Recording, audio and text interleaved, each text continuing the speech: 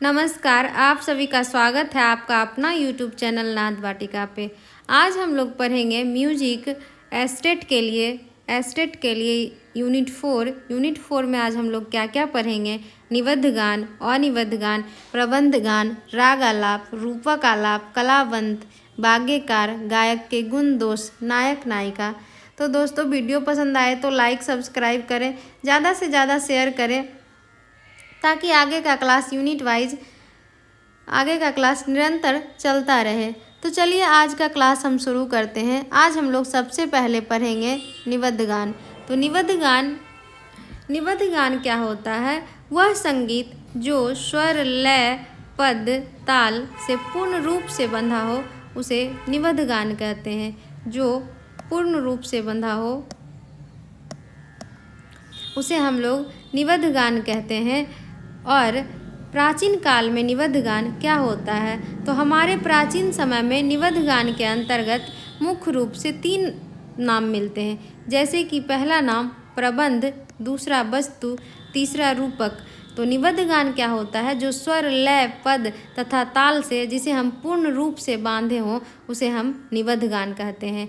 और निबद्ध गान के अंतर्गत प्राचीन काल में 3 ही नाम आते हैं, जो कि है पहला प्रबंध, दूसरा है वस्तु, तीसरा है रूपक।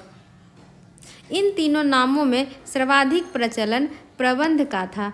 प्रबंध, वस्तु, रूपक जो था, इन तीनों में सबसे ज़्यादा प्रचलन प्रबंध गान का था।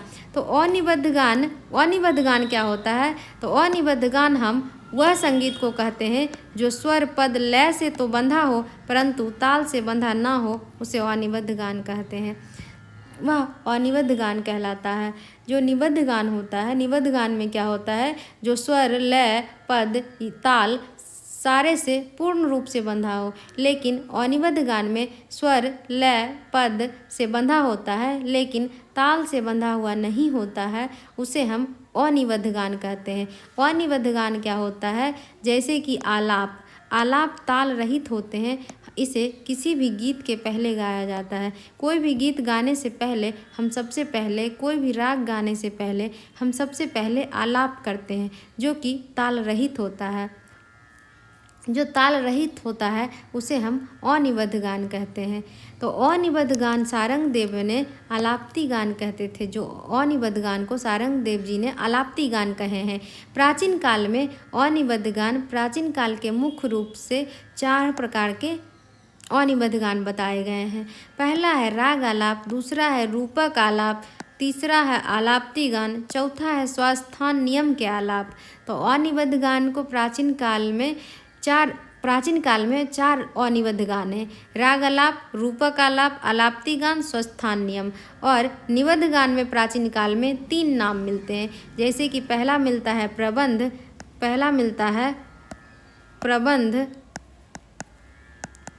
प्रबंध, वस्तु और रूपक।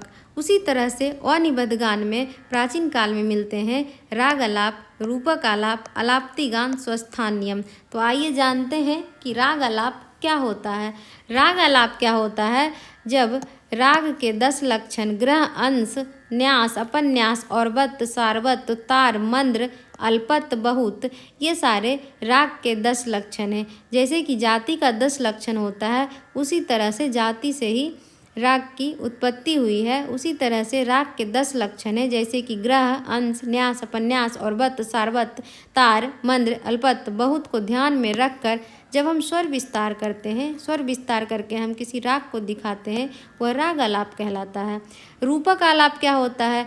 यह प्राचीन आलाप पद्धति का दूसरा प्रकार है। इसमें राग आलाप के तरह ही राग के 10 लक्षणों का पालन करते हुए उसे खंड के रूप में उस राग को दर्शाया जाता था, उसे रूपक आलाप कहते थे।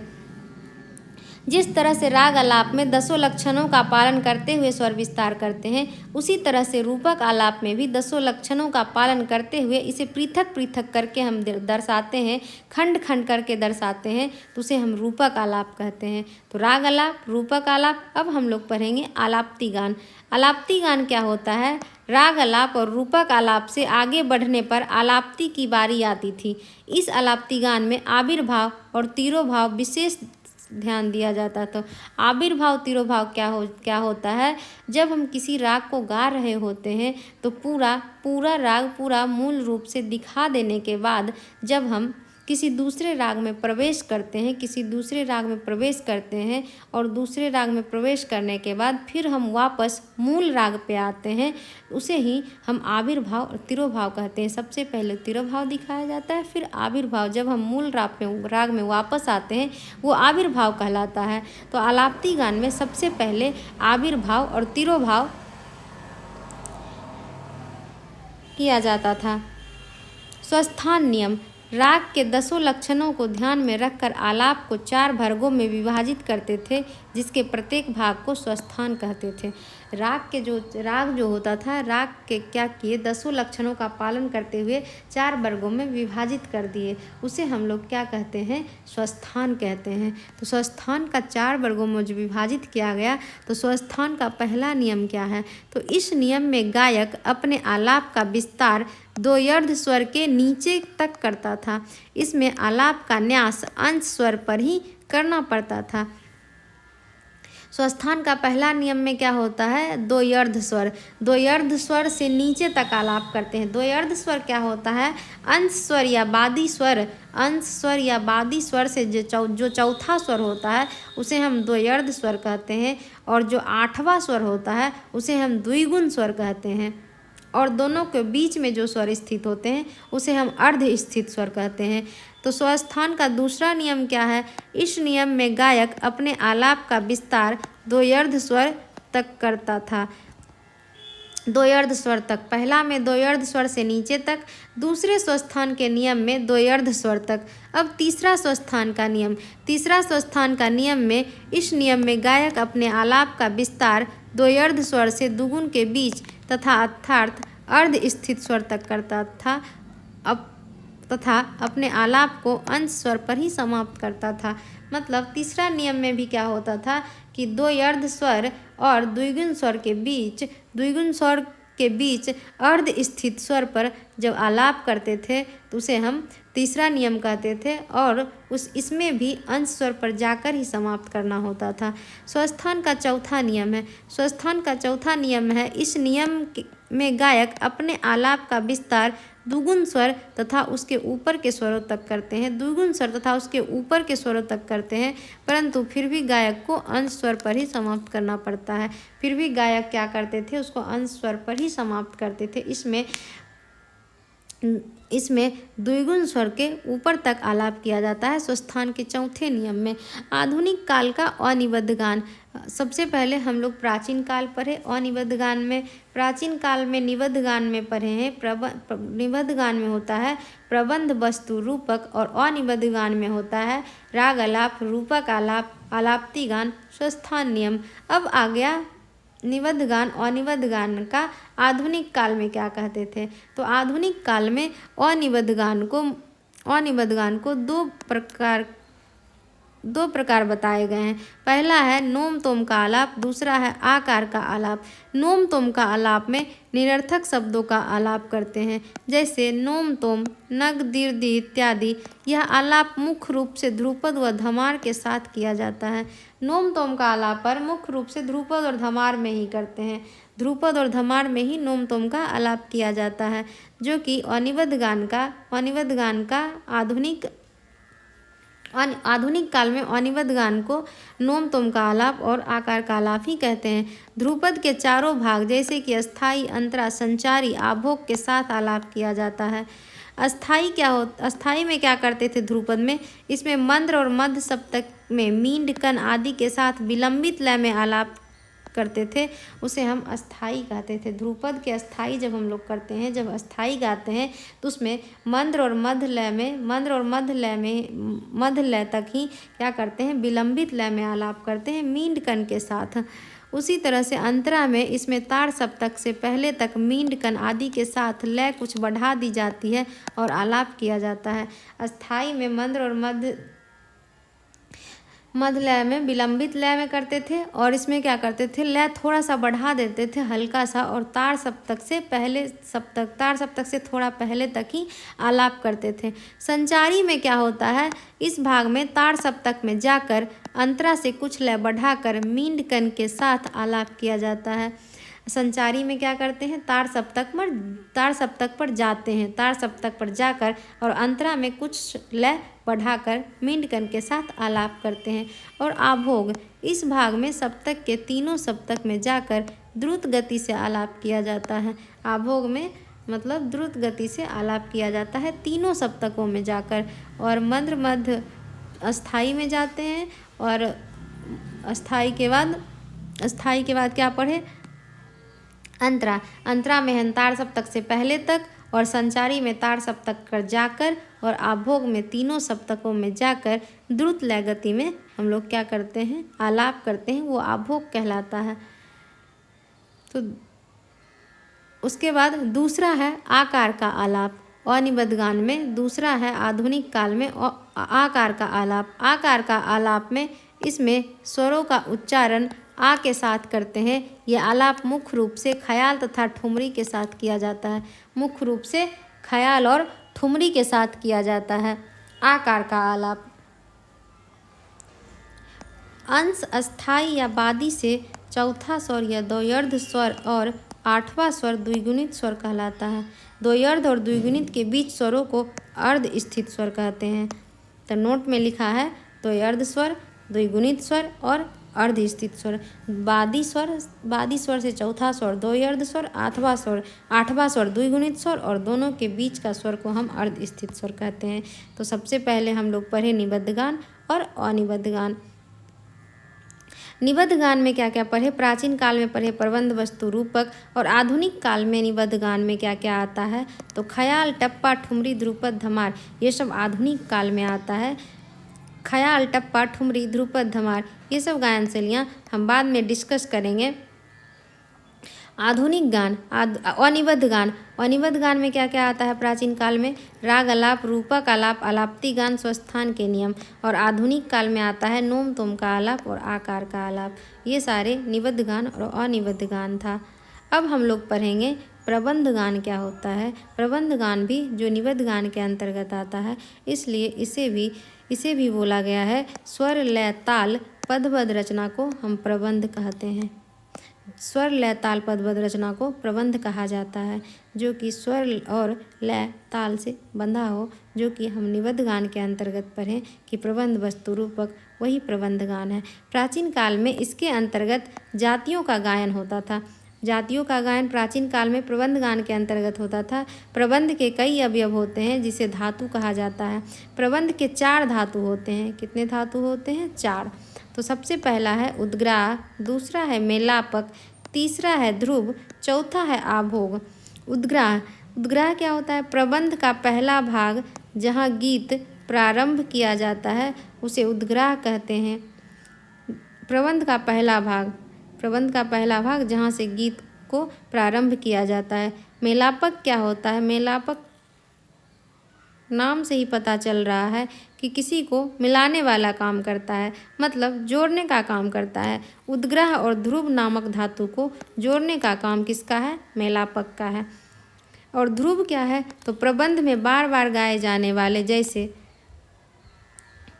अस्थाई ध्रुव धातु को कभी लोप ना होने के कारण यह अभिलोप अर्थात ध्रुव है। मतलब ध्रुव जो है बार बार गाए जाने वाले हैं, जैसे कि अस्थाई, उसके बाद हम इसको क्या करते हैं, कभी भी लोप ना होने देते हैं, और इसीलिए इसे अभिलोप कहा गया है, अर्थात ये ध्रुव है। आभोग क्या होता है? सबसे अंतिम भाग। प्रबंध के 4 धातुओं में सबसे अंतिम भाग है, यह गीत का अंतिम भाग है। आभोग का अर्थ है परिपूर्णता। आभोग का अर्थ है परिपूर्णता, जिसे जो कि पूर्ण करे। तो प्रबंध के कितने धातु हैं? 4 धातु हैं। चारों धातु में सबसे पहले कौन सा है? उद्ग्राह। दूसरा कौन सा है? मेलापक। तीसरा कौन सा है? ध्रुव। चौथा कौन सा है? आभोग। नोट में दिया गया है, इन धातुओं में से यदि कोई धातु कम करनी हो तो ध्रुव के अतिरिक्त अन्य धातु छोड़ी जा सकती है। मतलब ध्रुव को हम कभी भी नहीं छोड़ सकते। ध्रुव पद कहीं ना कहीं उपस्थित होता ही है ध्रुव को, इसीलिए अभिलोप बताया गया है। कभी कभी पांचवी धातु का भी प्रयोग करते हैं जो कि अंतरा है। धातुओं के आधार पर प्रबंध के 3 भेद होते हैं, द्विधातुक, त्रिधातुक, चतुर्थ धातुक। द्विधातुक में क्या क्या होता है, तो उद्ग्रह और ध्रुव। त्रिधातुक में होता है उद्ग्रह, ध्रुव और आभोग। चतुर्थ धातुक में होता है उद्ग्रह, मेलापक, ध्रुव और आभोग। ध्रुव द्विधातुक में भी है, त्रिधातुक में भी ध्रुव है और चतुर्थ धातुक में भी ध्रुव है। तो ध्रुव हर एक धातु में प्रेजेंट होता है, हर एक धातु में उपस्थित होता है, इसीलिए हम इसे अभिलोप कहते हैं। अगर किसी धातु को हटाना होता है तो कोई भी धातु हटा सकते हैं, लेकिन ध्रुव को नहीं छोड़ा जाता है, ध्रुव हमेशा रहते हैं। प्रबंध के 6 अंग होते हैं, स्वर, विरुद्ध, पद, तेनक, ताल और एक होता है पाठ जो कि छोटा हुआ है। 6 नंबर पाठ, स्वर, विरुद्ध, पद, तेनक, ताल, पाठ। पंडित सारंग देव ने प्रबंध को एक पुरुष के रूप में माना है और 6 अंग उस पुरुष के 6 अंगों के समान बताए हैं। जैसे कि तेनक और पद जो है प्रबंध का अंग है, तेनक और पद वो नेत्र के समान है, और पाठ विरुद्ध जो है वो हस्त के समान है, और ताल और जो स्वर है वो चरण के समान है। तो मनुष्य के पुरुष के अंगों के समान बताए हैं, तो प्रबंध का जो अंग है वो पुरुष के अंगों के समान बताए हैं। जैसे कि तेनक और पद जो है वो नेत्र के समान है, पाठ और विरुद्ध है हस्त के समान, और ताल और स्वर जो है ताल और स्वर चरण के समान है, मतलब चरण के लायक है। स्वर प्रबंध में अनिवार्य तत्व है तथा इसके अंतर्गत 7 शुद्ध और 5 विकृत स्वर आते हैं। स्वर जो होते हैं अनिवार्य तत्व हैं, जिसमें कि कुल 12 स्वर हैं, 7 शुद्ध स्वर और 5 विकृत स्वर। विरुद्ध क्या होता है, जिस प्रबंध से शत्रुओं को उद्गिन या उत्तेजित करने वाला वीर रस उत्पन्न होता है उसे हम विरुद्ध कहते हैं। मतलब शत्रुओं को उद्गिन या उत्तेजित करने वाला वीर रस उत्पन्न होता है, किससे, विरुद्ध से, उसे हम प्रबंध का दूसरा अंग है विरुद्ध, उसे विरुद्ध कहा जाता है। पद क्या होता है, तो विरुद्ध के अतिरिक्त अंग को पद कहते हैं। इसमें नायक की गुणों की चर्चा की जाती है, इसमें वीरता, दया, दान आदि गुणों की चर्चा की जाती है। पद में क्या होता है, तो इसमें विरुद्ध के अतिरिक्त अंग जो होते हैं, विरुद्ध के अतिरिक्त और भी जो अंग होते हैं वो पद कहलाते हैं। इसमें पद में नायक की गुण की चर्चा की जाती है, इसमें वीरता, दया, दान आदि गुणों की चर्चा की जाती है। भरत ने पद को 2 भागों में विभाजित किया है, पद को 2 भागों में विभाजित किया है। जैसे कि पहला है सताल पद, दूसरा है अताल पद। सताल पद क्या होता है, अर्थात ताल में बंधा हुआ, इसके अंतर्गत 4 धातु 6 अंगों में निबद्ध रचनाएं आती है सताल पद में, जो कि मतलब ताल से बंधा हुआ है। जैसे कि 4 धातु 6 अंग हैं, वो क्या है, सताल पद है। अताल पद क्या है, जो ताल से मुक्त पद हो, जैसे कि आलाप्ति। पहले भी हम लोग आलाप पढ़े हैं, आलाप्ति गान पढ़े हैं, जिसमें कि जो कि ताल रहित होता है, वही क्या है, अताल पद है। इसमें क्या होते हैं कि ताल से मुक्त होते हैं। तेनक क्या होता है, यह मंगलाचरण का द्योतक है। इस अंग में अपने इष्ट को याद किया जाता है। तेनक में क्या करते हैं, मंगलाचरण का उच्चारण करते हैं और अपने इष्ट देव को याद करते हैं तेनक में। और पाठ, अवनद वाद्यों पर बजाए जाने वाले पटाक्षर को पाठ कहते हैं। अवनद वाद्यों पर बजाए जाने वाले जो पटाक्षर होता है उसे हम लोग पाठ कहते हैं। इसके अंतर्गत जैसे त्रिवर्ण, चतुरंग आदि रचना के अंतर्गत ये वर्ण समूह बोले जाते हैं पाठ में। और ताल, प्रबंध किसी न किसी ताल में निबद्ध होते थे। इसके अंतर्गत लय की चक्रकारी आवृत्ति का निर्माण होता था। मतलब प्रबंध जो होता था वो किसी न किसी ताल में जरूर से जरूर निबद्ध होता था। ये प्रबंध जो है वो आता ही है निबद्ध गान के अंतर्गत। निबद्ध गान के अंतर्गत किसी न किसी ताल में वो बंधा हुआ जरूर ही होगा।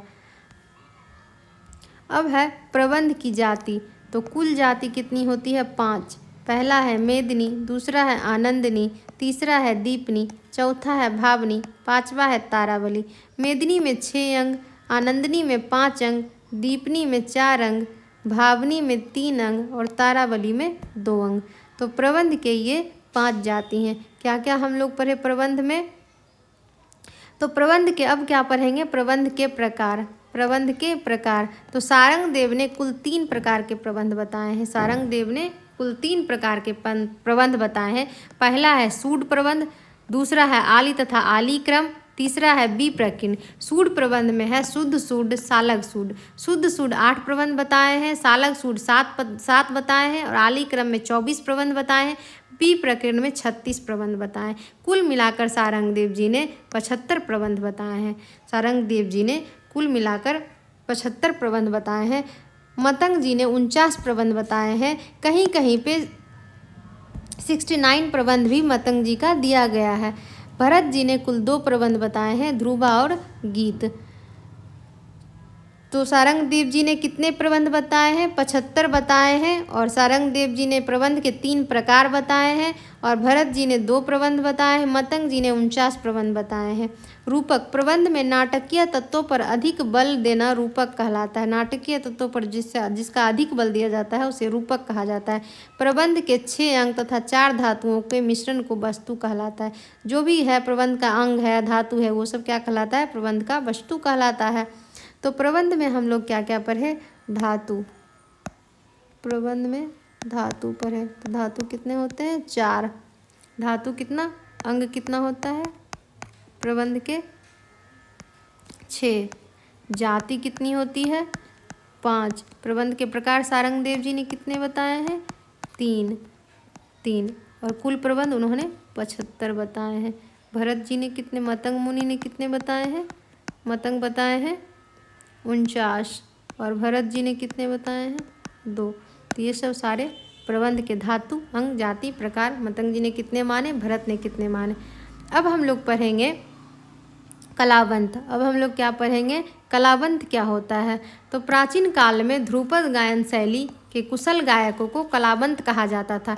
इन्हें स्वर, लय, ताल और पद के महारत हासिल होती थी, जो कि ध्रुपद गायन करने वाले को ही हम लोग कलावंत कहते थे। पहले ज़माने में प्राचीन काल में ध्रुपद गायन शैली को कुशल गायकों को कलावंत ही कहा जाता था, जिसे स्वर, लय, ताल का महारत हासिल हो। स्वामी हरिदास, तानसेन, बैजू बावरा आदि प्राचीन संगीतज्ञ ध्रुपद ही गाते थे। स्वामी हरिदास, तानसेन, बैजू बावरा सारे ध्रुपद ही गाते थे। अब है बागेकार। यह शब्द प्राचीन और मध्य काल में प्रयोग होता था। जो व्यक्ति पद रचना और स्वर रचना में दोनों में प्रवीण होता था उसे बागेकार कहा जाता था। जो स्वर रचना और पद रचना दोनों में प्रवीण हो, मतलब दोनों का उत्तम ज्ञान हो, दोनों ज्ञान से वो पंडित हो, उसे बागेकार कहा जाता है। कुछ विद्वान पर पद रचना को मातु और स्वर रचना को धातु कहते हैं। पद रचना को मातु और स्वर रचना को धातु। मातु और धातु को जानने वाले बागेकार कहलाए। जो कि मातु और धातु दोनों का जानकार थे, उन्हें ही बागेकार कहा गया।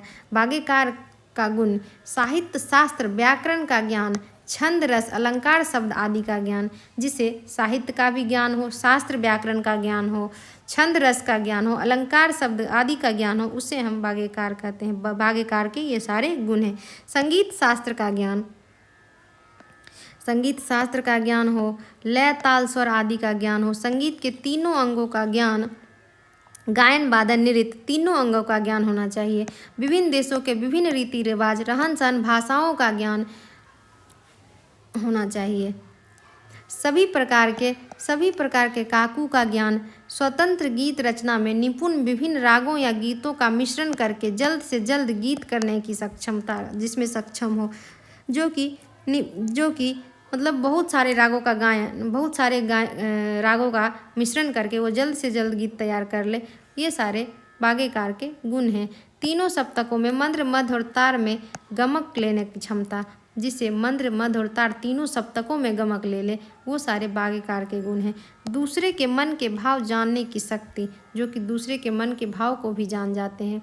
गाने वाले जो होते हैं वो दूसरे के मन के भावों को भी जान जाते हैं कि क्या चीज़ उन लोग को अच्छा लगेगा। संगीत रत्नाकर में बागेकार को 3 प्रकार बताया गया है: उत्तम, मध्यम, अधम। उत्तम, मध्यम, अधम। संगीत रत्नाकर में संगीत रत्नाकर सारंगदेव जी का ग्रंथ है। संगीत रत्नाकर में 28 गुण उत्तम वाग्यकार का बताया गया है। 28 गुण किसका बताया गया है? उत्तम वाग्यकार का। तो वाग्यकार के गुण कितने होते हैं? 28 गुण होते हैं। प्रश्न कभी कभी पूछ देता है कि वाग्यकार के कितने गुण होते हैं, तो वाग्यकार के 28 गुण होते हैं। वाग्यकार कौन होते हैं? जिन्हें इन सारे ज्ञान की शक्ति प्राप्त होती है, तो उसे हम वाग्यकार कहते हैं। जिसे मातु और धातु दोनों का ज्ञान हो, उसे हम वाग्यकार कहते हैं। अब क्या पढ़ना है? गायक और गायक के गुण दोष। गायक क्या होता है? जो व्यक्ति गुरु से प्राप्त शिक्षा में अपनी शिक्षा तथा अभ्यास द्वारा कुछ नई बातें जोड़ता हो, वह गायक कहलाता है। जो व्यक्ति क्या करता है? गुरु से शिक्षा लिया और अपना कुछ नया चीज़ें जोड़कर नई चीज़ें बना दिया, उसे हम गायक कहते हैं। गायक के गुण और अवगुण। गायक का गुण में मधुर कंठ, शुद्ध उच्चारण, स्वर एवं श्रुति का ज्ञान, लय और ताल का ज्ञान, राग ज्ञान, समुचित अभ्यास, स्वर, लय और भाव का सुंदर समन्वय, रचनात्मक शक्ति, श्रम रहित और एकाग्रजित होकर गाना, जन मन को रंजन करना, ये सारे गायक के गुण हैं। गुण में ये सारे गुण आते हैं। अवगुण में अवगुण क्या क्या होता है गायक का? तो कर्कश कंठ, बेसुरा गाना, स्वर और शब्दों का त्रुटिपूर्ण उच्चारण भी ठीक से नहीं हो पाए, राग की अशुद्धता, मतलब राग भी गाए तो वो अशुद्ध रूप से गाए, उसे पता ही ना चला कि क्या गा रहा है, बेताल और विलय, मुद्रा दोष गायक का मुद्रा भी होता है, मुद्रा दोष भी होता है उसमें। अवगुण में पुनरावृत्ति दोष, अव्यवस्थित गाना, स्वर और भाव के समन्वय की कमी, स्वर और भाव को भी समन्वय नहीं ला पाता है, वो सारे गायक के अवगुण में आते हैं। अब है नायक। नायक क्या होता है? तो पहला अर्थ नायक का है वह व्यक्ति जो संगीत में नई रचनाएं रचा करता है, नायक कहलाता है। ऐसे व्यक्ति को संगीत तथा शास्त्र दोनों का ज्ञान होना आवश्यक है। जिससे संगीत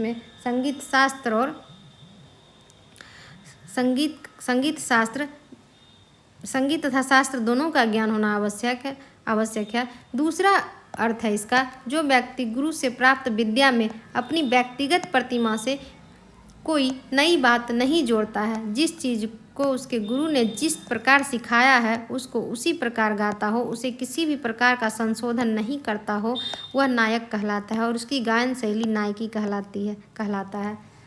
तो दूसरा अर्थ में क्या कह रहा है? दूसरा अर्थ में कह रहा है जिस तरह से गुरु जो होते हैं शिक्षा देते हैं, जिस तरह से शिक्षा दिए, जिस तरह से इसे विद्या प्राप्त हुआ, उसको उसी तरह से गा दिया, उसमें कोई भी संशोधन नहीं किया, कोई भी परिवर्तन नहीं किया, कोई भी चीज़ जोड़ा ही नहीं, उसी तरह से गा दिया, उसे हम नायक कहते हैं। और उसी की गायन शैली को हम नायकी कहते हैं, नायकी कहलाता है, उसका गायन शैली नायकी कहलाता है। तो आज हम लोग यहीं तक क्लास रखेंगे। आज यूनिट 4 कंप्लीट होता है, आगे के क्लास में यूनिट 5 दिया जाएगा।